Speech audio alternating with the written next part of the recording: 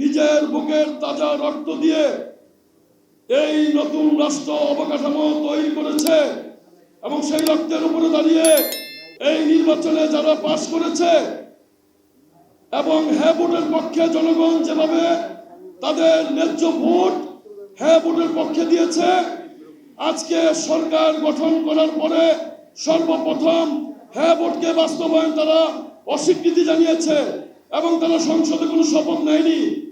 এই জন্য আপনারা যারা সাংবাদিক ভাইরা এখানে আছেন, আপনাদের মাধ্যমে দেশবাসীকে জানিয়ে দিতে চাই, সাংবিধানিক প্রক্রিয়ায় এই হ্যাঁ ভোট পাশ হয়েছে।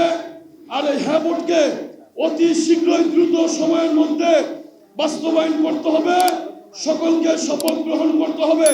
তা না হলে কিভাবে এই শপথ এবং কিভাবে হ্যাঁ ভোটকে বিজয়ী করাতে হয় সংসদে, সেটা জাতীয় নাগরিক পার্টি কেন্দ্রীয় কমিটি এবং মহানগর দক্ষিণ সকলে আমরা ভালো করে জানি। আমরা আবার রাজপথে নামার জন্য প্রস্তুত ইনশাআল্লাহ। আমরা কোনো রক্তচক্ষুকে ভয় পাই না। আমরা চাই সুশৃঙ্খল একটি সুন্দর পরিবেশ। যেই কমিটমেন্টের উপরে মানুষ হ্যাঁ ভোটকে বিজয়ী করেছে, সেই কমিটমেন্ট বাস্তবায়ন করে আপনাদের এগিয়ে যেতে হবে। আমরা আর কোনো ফ্যাসিবাদ চাই না, ফ্যাসিজম চাই না। আমরা চাই সুশৃঙ্খল, আমরা চাই আন্তরিকতা। সবাইকে নিয়ে একটি সুন্দর রাষ্ট্র গঠন করব ইনশাআল্লাহ। সবাই ভালো থাকবেন, সুস্থ থাকবেন। সকলের সুস্থতা কামনা করছি। আসসালামু